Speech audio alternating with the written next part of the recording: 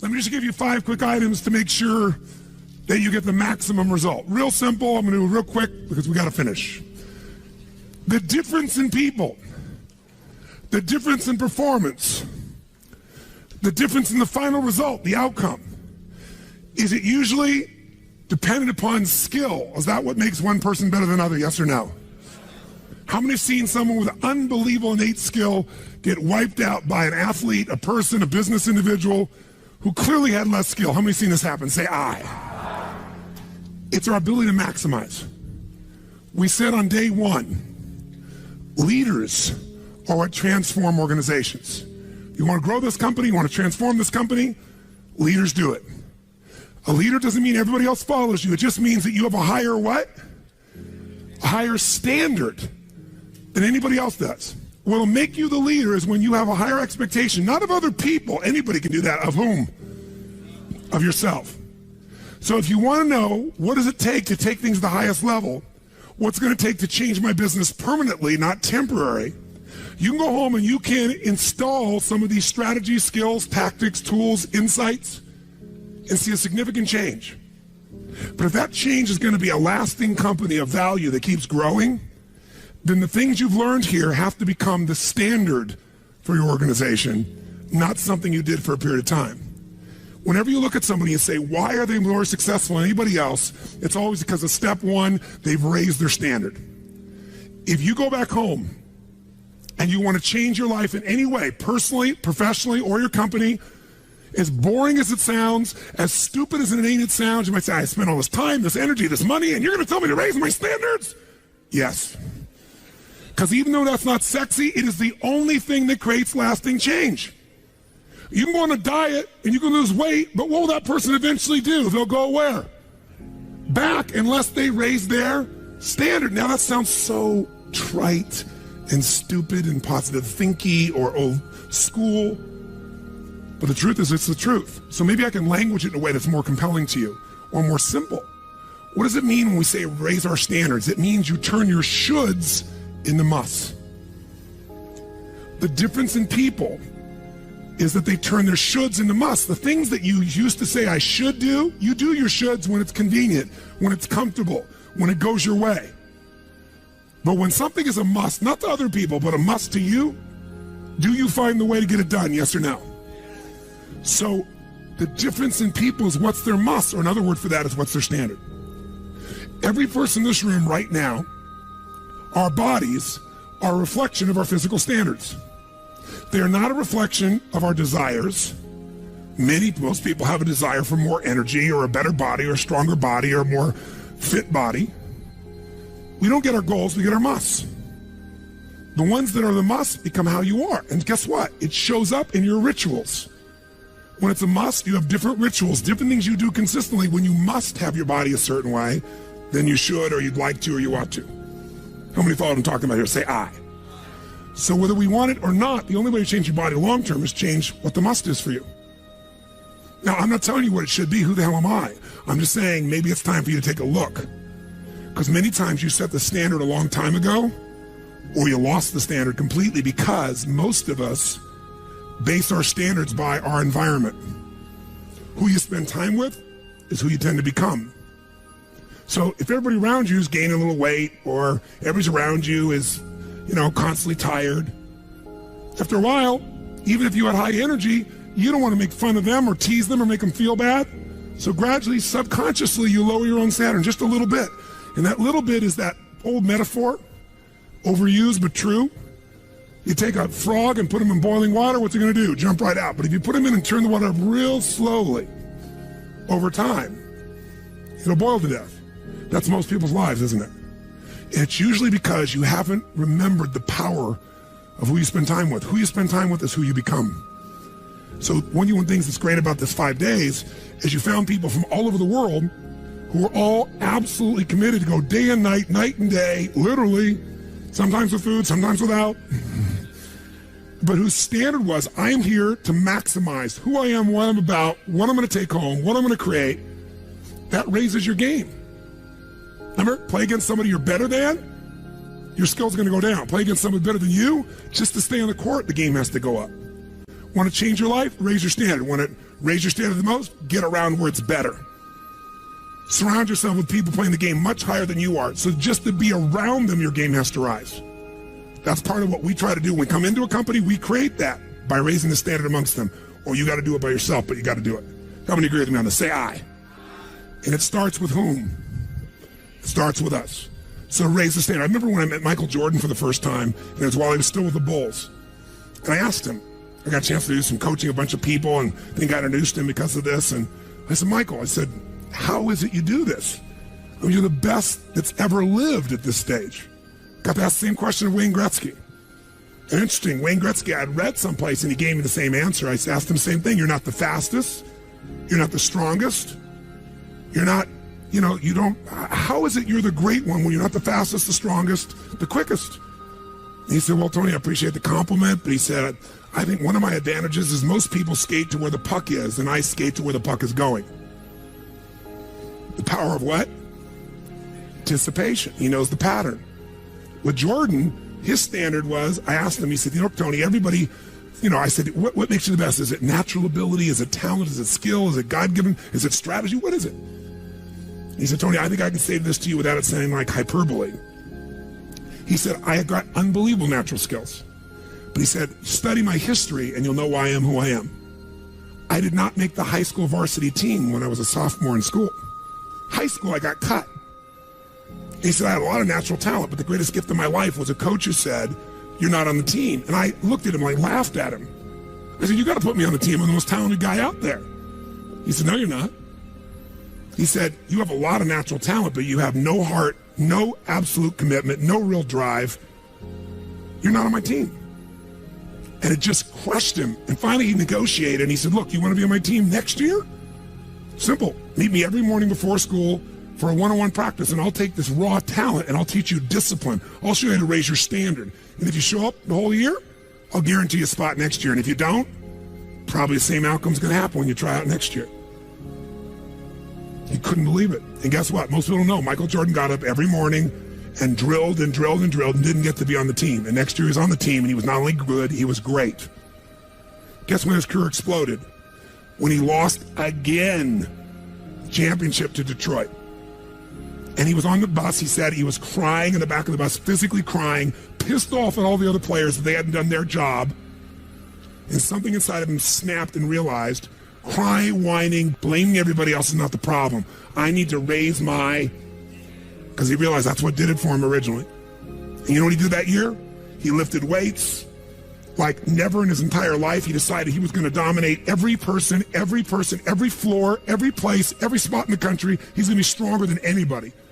He practiced like he'd never practiced in his life. And oh, by the way, he won how many NBA championships? How many in a row? 3. Retired, came back and won how many in a row? 3. Never anybody in history would even dream of such a thing, especially after retirement. That's the power of raising your standard. But guess who he competes with? Michael told me one time, he goes, Tony, if I competed with other people, I wouldn't be who I am. He said, my competition is with the best I can be. They're trying to compete with me. That's why I beat them. Because they're competing with where I am. But I'm competing with where I can be. Think about that mindset. Think how your life would be different if you raised the standard of what you expected from yourself, not your people, yourself, to that level, how things could shift. It's all about changing your shoulds to musts. It's all about going back and saying, this is how it's going to be. It's like when Gary Vee was here and guys were saying, man, I'm working so hard, man. I work from 9 to 6. He goes, yeah, what are you doing from 8 to 2? 8 p.m. to 2 a.m. That's when you master your craft. I always say to people, it's what you practice in private that you'll be rewarded for in public. People say, oh my God, you have this great ability, this great skill. They didn't see all the hours. This class, this course, I know tons of the stuff like the back of my hand. But if you talk to my team who's exhausted, they'll tell you we're up to 4 a.m. almost every night. To be able to figure out how to provide for you a life cycle and get it to be real so you can think about Nike and give you accurate information about when did they really get to young adult, when they fall down. We had to make phone calls, read financials, do all kinds of stuff. We did all that stuff. We were doing all these things and we've accomplished so much, and I figured out how to make it even better. That level of commitment is what makes you great at what you do and gives you that little edge that makes you stand out from everybody else. And that standing out is what makes somebody absolutely own an industry or brand themselves like nobody else in the world. That process is what this is about. Raise your standard. When you got to go home, you got to say, where are we going to raise the standard? What am I going to take that's been my should and make it absolute must? Where are we going to do that as a team and how are we going to pull it off? Now, who here has ever, by the way, your income right now is a result of your standards as well. It's not the industry and it's not the economy. Who here is making more money today than you made 10 years ago? Let me see your hands. How many feel like it's not enough today? Let me see your hands. And how could that be? Real estate's so cheap now. Computers are cheaper than they were then. You get so much more for your money. Because once you achieve a level, who knows what happens? You immediately, you close the gap, you create a new gap. That's because that's what makes us grow. Who's willing to go back to where you were 10 years ago? Not many. Some of you would be because it's gotten worse in the last 10 years for you. But the majority, there's no way. See, once you're fortunate enough, if you don't like cleaning house, once you're fortunate enough to have somebody clean your toilets, you will not be doing that again. Unless you like that. You'll find somebody who loves cleaning toilets and you'll pay them handsomely. Because now to go back and do that, once you've had the privilege of not having to do that, it's a different game. It's a gross metaphor, but who gets what I'm talking about here? Say I. Once you have a must, you find a way to get to it. Every one of you in this room is earning what you must earn, not a dime more. Don't get me wrong, you might have big goals, big desires, but it's not a must for you. Because even when the economy crunches, if it's a must, you will find the way. How many agree with me on this? Say I. See, when it was a must for me to get at one level, I did. I remember it was a must for me to finally make $1 million a year. I had my son Jarek going to be born. I swore I would never have a child unless I was financially set, and I wasn't financially set. And he was on his way. I went from $38,000 a year to making $1 million a year in the next 12 months. That was all BS. In my head, I thought all my growing up, all the pain was because my parents fought because there was no money. They would have fought anyway. Because I believed that, though. I raised the standard, made it happen. And then I made $1 million a year for 7 straight years. Even though I built 5 more companies, even though I was helping more people, I made the same amount of money. Guess why? That was my must. At some level above that, seemed greedy. Now, it wasn't like I had this incredible lifestyle. I owned a magical home. I had this place called the Del Mar Castle overlooking the ocean in Del Mar, California. But I was on the road, staying at the Ramada Inn in Milwaukee with shag carpeting and smelly, dead animals on the wall on my birthday. And my maid, she's back at home in the castle going, "Oh, Mr. Robbins, happy birthday. Oh, I can't help thanking you. It's so wonderful. Oh, Mr. Robbins, it's so beautiful here. I was sitting out in the jacuzzi overlooking the ocean. Oh, yes. Oh, I've lost 22 pounds. I can't tell you. It's been so amazing. I get on your Stairmaster and I watch Oprah. I love your gym, Mr. Robbins." And I'm thinking, she's got a multi-million-dollar lifestyle. How many can relate to this in some way, right? So I went from 38,000 to $1 million, so I changed my income. It became an absolute what? It was nothing about money. It was about growing. Because I knew to make more, I'd have to help more people. I'd have to expand. And I came up with this goal. I wanted to feed all the people in San Diego that were homeless. First, my goal was 1/3 of the homeless people. And then my goal was everybody. I said, if I can go from 38,000 to $1 million, I should be able to go from $1 million to $3 million in 3 years, and I did it in 12 months. I found the why. I found the reasons. I got a different RPM. But it became a must for me, not a should. You're meeting your must, my friends. Maybe it's time to change your must. Some people's must is to survive. Some people's must is to be okay. Some people's must is to have freedom. Some people's must is to have more than they could possibly spend. Some people's must is take care of everybody around them. Whatever your must is, you're going to get it. When you leave here, get clear on your must. Or raise your what? Step 2, real fast. I'm going to do it real fast. Who here's ever raised the standard and you get out there and you go, I'm going to go do this. And I'm committed. I'm going to change this. I'm going to make that happen. I'm going to lose 50 pounds. I'm going to take my company to the next level. And you're all excited. And then all of a sudden this voice in your head goes, who are you kidding? Who's ever had one of these? Raise your hand. Say I. So once you raise your standard, you got to get certainty behind it. You can sustain it. And that means you got to change your limiting beliefs. You got to change your limiting beliefs. And who has limiting beliefs, by the way? Who? Everyone does. So you got to become aware of it and you got to destroy it. Now, how to do that? Honestly, if you've been to the UPW, you know how. If you haven't, come to join me in San Jose or someplace else. And who has limiting beliefs, by the way? Who? Everyone does. So you got to become aware of it and you got to destroy it. Now, how to do that?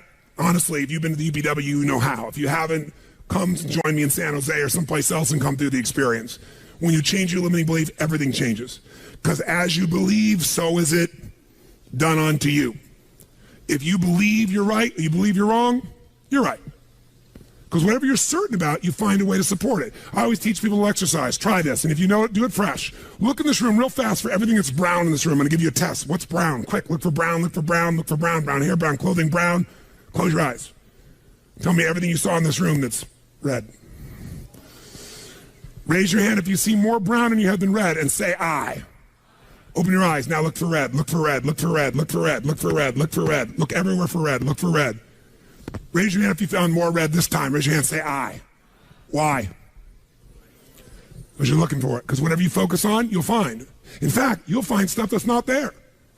How many saw beige, called it brown just to feel successful? How many saw burgundy, called it red just to feel successful? See, once you believe something is a certain way, out of your need for certainty, you'll change things to meet that belief. Let me show you in 2 seconds flat why the rich get richer and the poor get poorer. I call it the success cycle. Real fast. Draw yourself 4 squares, put them up on the screen here. You'll see, as I do this, take a quick look. You'll notice you've got the word potential up in the left-hand square.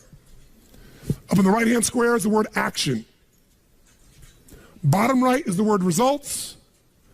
Bottom left is the word belief, or another word for that would be a sense of certainty.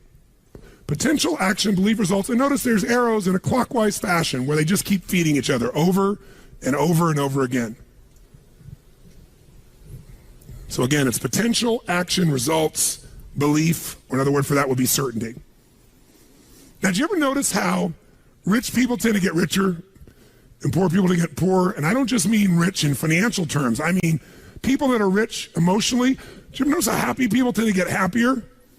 And depressed people tend to get more depressed? How many have found this to be true? Say aye. It's because the power of momentum and what I'm about to show you. So let me show you something here. What's the potential of any human being? You tell me, quick. Unlimited. Do most people's results reflect that true potential? Yes or no?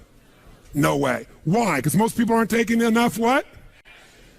But is it possible to take a lot of action and still get lousy results?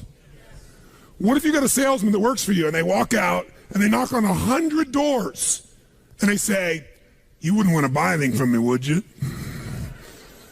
Or they don't say that